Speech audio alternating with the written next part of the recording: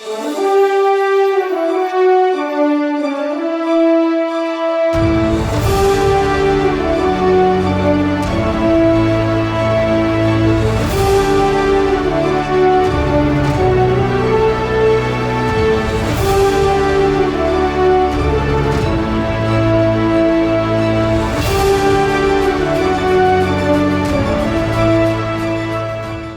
Lucia Thompson. I'm running for City Commissioner, District 1 in McAllen. I am here at Pepper's with a couple of girlfriends who are all mommies pretty much from my 4-year-old school. And they have organized this on their own. I love the fact that you see support from people you wouldn't normally think of reaching out to, like the moms at school. But this has been really eye-opening to see the level of support that's come out to say, Lucy, we're behind you 100%. Hey everybody, welcome to a very special episode of the Ef'n Sunny Show. I am your guest host today, Richard, and we are coming to you live from Pepper's at Uptown, and we are here with a very, very special guest today. We're here with Miss Lucia Thompson, who is running for McAllen City Commissioner for District Number 1. Lucy, how are you doing today? I'm doing excellent. I love being here. You're lucky you came today because it's a bunch of women. So the best of it. For sure. But I'm doing well. Thank you. This is your first time in politics. How has your experience been so far? So at the beginning, I was kind of weary because you hear of the voter apathy. And you've run for office, you know this, yes. And you're warned, it's hard to get people out there, it's hard to get people motivated. And then with COVID, it was even a little, okay, well, how is this going to happen? But it's been really, really nice thus far. It's amazing. You think you're a small, socially introverted person, and then you realize, oh, I really do know more people than I thought. Wow. So it's been an eye-opening experience, but I have enjoyed it thus far. Now, I'm super curious.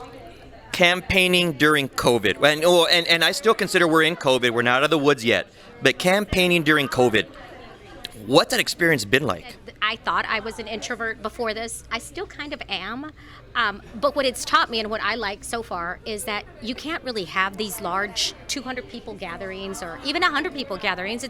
It's not very safe, it's not very responsible. So small gatherings of 25, 30 people is awesome.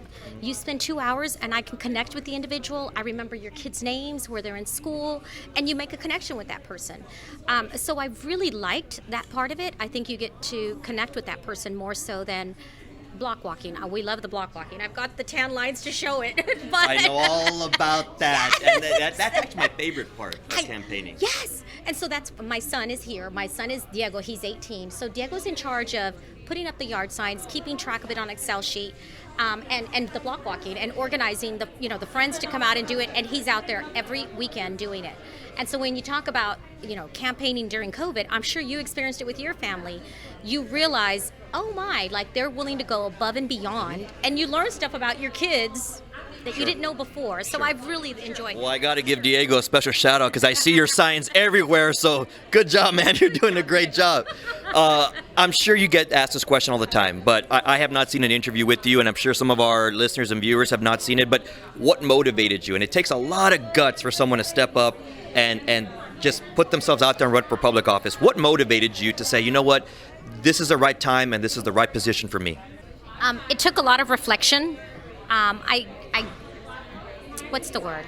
I relied on a close group of probably 5 or 6 people that know me really well and that are in politics to tell me, okay, is this something I can do? Am I really built for this? And everybody was very positive and says, you need to do this.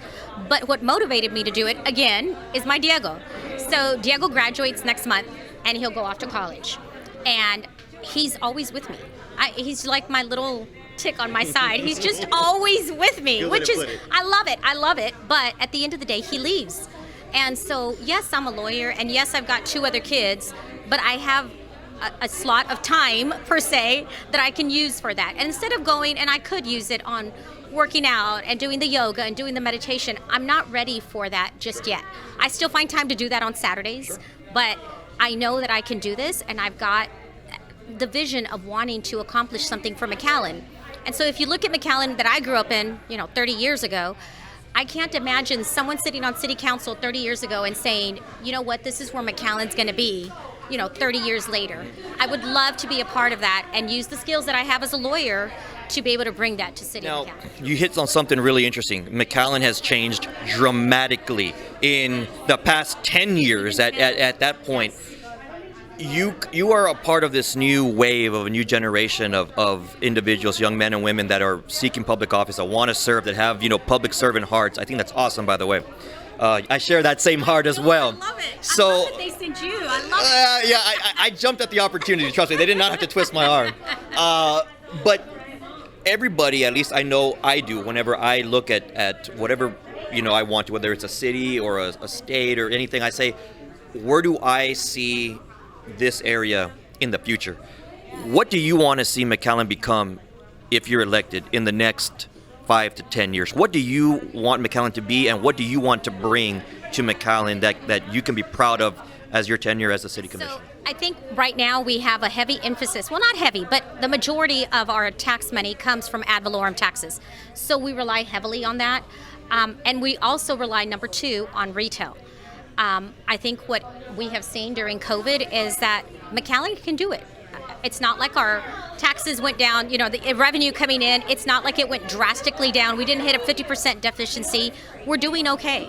We did have to use some CARES money, $18 million that we got last year. But at the end of the day, we can do it. We have everything here to keep us going. And so I think we need to continue to make McAllen attractive to people that move down here. So I was talking earlier to Kimberly, who tells me that she's from Edinburgh, went off and then came back and has been back home for 18 years. And I think that's impressive because a lot of people don't want to come back. And they see, the larger cities with the restaurants and the retail and everything else that it has to offer. I think McAllen has that, but on a smaller scale. I think we need to expand on that and make it more enticing to people that are not from the Valley to appreciate who we are. This is something I'm most curious about because when you block walk, you get to meet a wide array of individuals and McAllen's big, so there's a lot of different areas you have to cover. But when you go out there and walk and you're getting to actually have face-to-face conversations with just the everyday citizens of McAllen, what are some of the biggest issues that you find that the citizens of McAllen are concerned about and want to be addressed? I think that there's three big issues that I remember. One would be drainage. So off of 2nd Street, I hear people complaining about drainage. Up past 107, almost hitting Tres Lagos, that Pacifico area, that neighborhood, that I've heard drainage issues. The other thing is the small businesses. And they, just feeling like they're not being supported enough. And then the third one would be when you try to open up a business in McAllen, and just a new restaurant maybe, just the permitting, all the hoopla that you've got to go through to get it done, and that City Hall really hasn't been as helpful as they should be. They just kind of tell you it's a no and you've got to fix it and this is what you do, not offering necessarily solutions or alternatives on how to fix it. But those are pretty much the three big ones that I remember.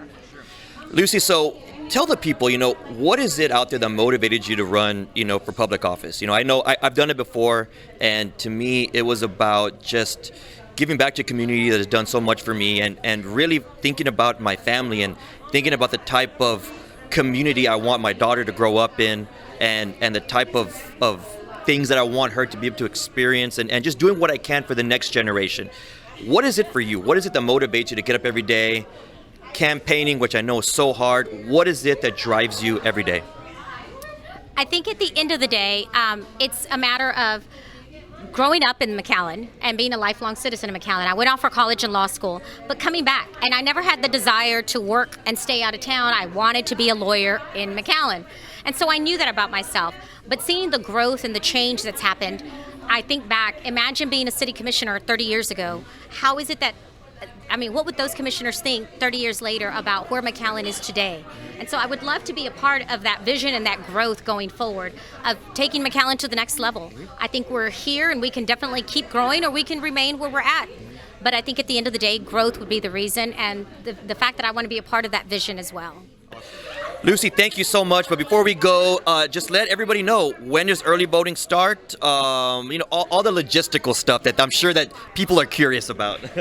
So a lot of people ask, where's District 1 in McAllen? So District 1 is basically the northeast part of McAllen, Nolana to 10th Street, You go up to Auburn, all the way to Ware Road, and all the way up to Tres Lagos. So it's a pretty big area.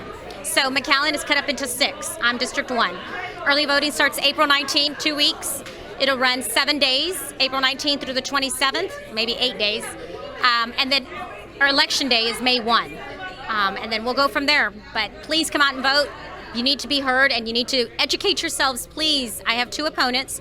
Go hear all 3 of us out and see who you like the most. Don't just go in there and vote because somebody's name is Thompson. Go out there and educate yourself, please. If anybody wants to get a hold of you for any questions or volunteering or for the ever needed donations, where would be the best way to contact the Lucy Thompson campaign? So the easiest way, I think, is through my website, just because I can answer emails at all hours. It's Lucia4District and the number 1.com. The cell phone is 655-6965. That you might not get an answer after 10 o'clock, but you'll get an answer. The emails, if I'm up at 3, 4 in the morning, I'll respond to an email. But that's how you get a hold of me. I'm at the office pretty much most of the time, and I live here in McAllen. You'll find me eating at local restaurants most of the time as well. Thanks. Awesome.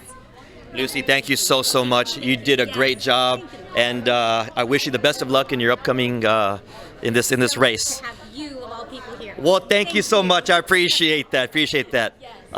Thank you guys. I appreciate it, and we'll be talking to some of Lucy's supporters here very shortly. Thank you for having me. My name is Annabelle Arellano. And I am definitely voting for Lucy Thompson. Lucy Thompson is a great representative for our city, and I think that we are needing a new change, and who better than Ms. Thompson to help us with that?